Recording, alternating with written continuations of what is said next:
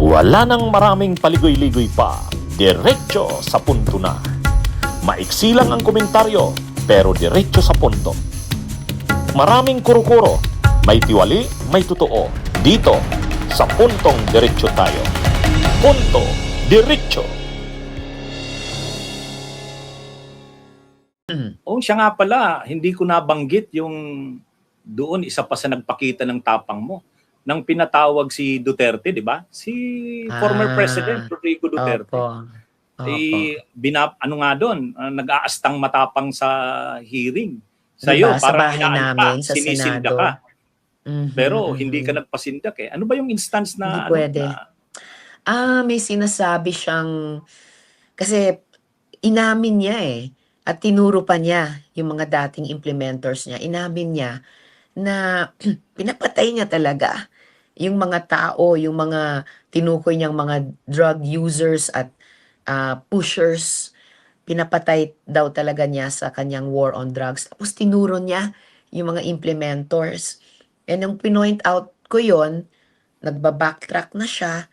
Tapos ewan ko ba, hindi ko maalala exactly paano niya idinugtong dun sa usapin ng, pupunta naman ako, sabi niya, pupunta ako sa impyerno and tayong lahat pupunta doon. Sabi ko, ay, wala po akong ambisyon pumunta sa impyerno at wala namang jurisdiction ang Senate dyan.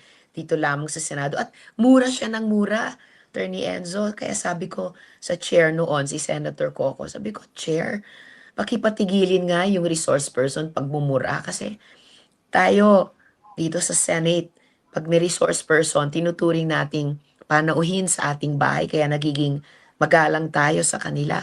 Pero sila rin, hindi pwedeng pumasok dito at magkalat ng basura na magmura ng magmura dito sa bahay natin sa Senado. So, mga ganyang moments, mga encounters namin noon. Oo, yung mga binanggit ko doon sa mga investigasyon na yon na pinangunahan ni Senadora Risa, yung kay Senior Aguila, kay Kibuloy, sa Pogo, Pastillas, plus kay Duterte, makita nyo doon yung tapang ni Senadora Risa. Pero sa kabila din na doon, hindi lang tapang yung malasakit. Yung mga inisponsoran, inauthor na mga batas, mga naging batas ni Senadora Risa sa ating mga underprivileged na mga sectors, sa mga yung tinatawag nating laylayan, diyan, halos sa iba't ibang sektor ng laylayan, mayroong batas diyan na inauthor si Senadora Risa. So hindi lang tapang di ba si Duterte pinagmamalikan niya, Senator, tapang at malasakit. Nga pala. Yung tapang nakita na namin. Nalimutan Yung ko na tapang yun. nakita na namin sa iyo. Yung malasakit, ito naman, yung other side. Sila Duterte, kunwari lang yung tapang at malasakit. Hindi naman totoong tapang at malasakit. Yung tapang niya, maraming pinapatay na mga karaniwang tao. Pero si Senadora Risa, yung tapang niya, yung nasa tama, yung pakikipaglaban sa tama, para sa tama at labanan yung mali. Kitang-kita natin yan sa mga causes at sa mga hinawakan niyang mga issues sa Senate. Pero yung side naman ng pagmamalasakit, ang Duterte, nagmamayabang, nagmamalasakit daw sila. Pero yung pagmamalasakit nila, pagkukunwari, yung kunwari, kumakain sa karinderya, yung swillas na sira.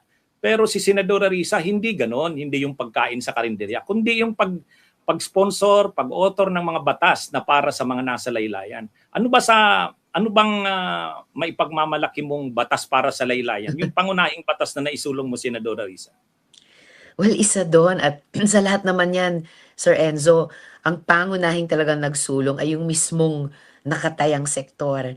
At talagang ang saya ko na naging bahagi ako sa tagumpay nila. Isa na siguro yung yung expanded maternity leave law. Dahil sa pamamagitan yan, napahaba natin ang paid maternity leave ng mga bagong nanay mula 60 days lamang hanggang 105 days. At sa 105 na yan, so, di ba, dagdag 3.5 buwan para makarecover ang katawan, para maalagaan at fully breastfeed si baby. Sa 105 na yan, pwede pa siyang magpasa leave ng hanggang 7 araw sa kanyang asawa o partner. So, kumbaga, pandoble na sa kasalukuyang 1 linggo lamang na paternity Sa anong leave. sektor yan? Paternity? Lahat. Ano? Kasi kaming mga babae, nasa lahat ng sektor. Although, mabuti na rin na itanong nyo, Sir Enzo, para yon sa mga babaeng formally employed. Kaya ngayon, may pending bill din kami na maternity benefit for women in the informal economy. Kasi marami din po kaming mga kabaro na nabubuntis at nanganganak habang nasa informal economy, self-employed, nasa gig economy. So dapat sila rin ay magkaroon ng mga benepisyo. Sa ngayon, ang proposal dyan sa panukalang iyan ay magkaroon ng 2 buwang worth ng minimum wage sa rehiyong iyon ang bawat bagong nanay na nasa informal economy para kahit papano makatulong sa kanya na simulang itaguyod yung kanyang baby. Sa senior citizens, Senadora. Yan.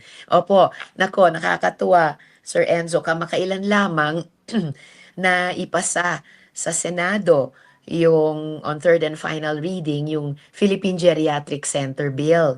Ito po ay, ibig sabihin Senior magkakaroon na, citizens. yes, for senior citizens, yung ating mga lolo't lola, magkakaroon na po ng specialty center para sa kanila.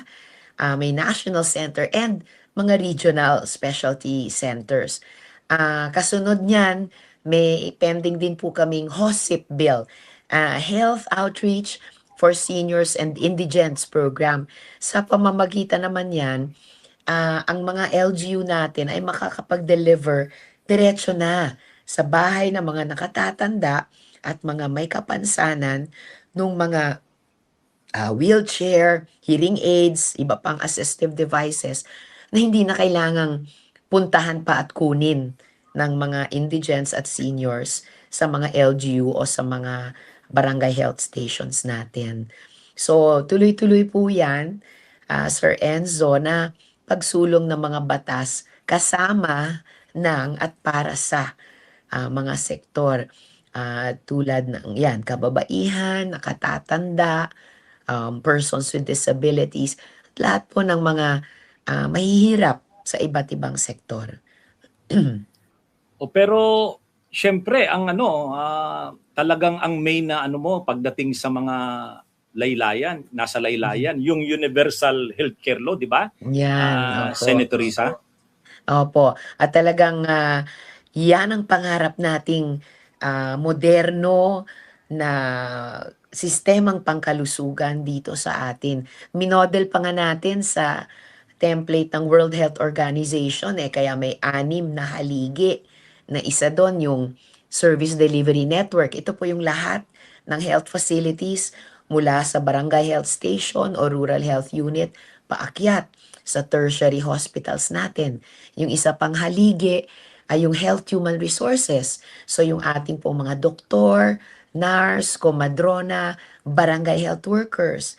Isa pa pong haligi, yung health insurance and financing. So sa Pilipinas, yan po ay ang PhilHealth. At 3 pang mga haligi na, kumbaga, ito na po yung parang Magna Carta o Biblia natin ng sistemang pangkalusugan na kapag maayos at kompleto nating na-implementa, ito po yung pwede talagang mag-deliver ng dekalidad, abot kaya o libreng serbisyong pangkalusugan para sa lahat ng Pilipino. At nitong nung nag-special session kayo, Senator Risa, mayroon Opo. mayroon kang inisponsoran doon na amendment na sa healthcare ba 'yon na batas na Isa pong ano ba 'yon? isa pong ano bang- batas na nasa period of interpellation noon.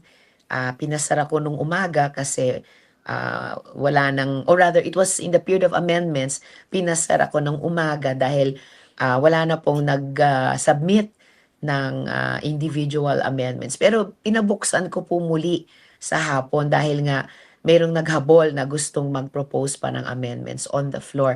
Yan po yung anti-hospital detention bill. Maganda po yan, Sir Enzo. Kumbaga kapatid na batas ng naipasa na natin dating anti-hospital deposit law. Ito naman pong anti-hospital detention bill ay para po hindi literally ma-detain ang pasyente kahit magaling na at dinidischarge, wala rin pong at hindi siya ide-detain dahil may balanse pa siya sa bill, may utang pa.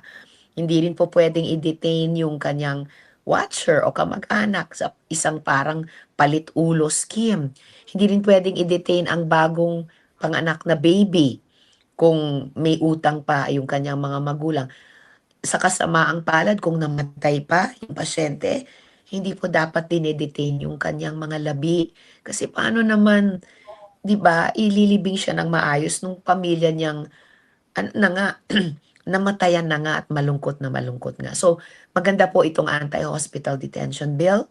So, pinabuksan ko pong muli sa period of amendments and naglo-look forward po ako na katapos ng SONA ay maipapasa na po natin iyan. Dahil dami pong horror stories tungkol sa hospital detention, Sir Enzo, hanggang ngayon. Lalo na ng mga mahihirap. Bunyog, bunyog, halikan na kasama ka. Bunyog, kapag buklod ay may pag-asa. Luzon, Visayas, Mindanao, isa ang pananaw. Sa bagong Pilipinas ang bunyog isisigaw. Bunyog.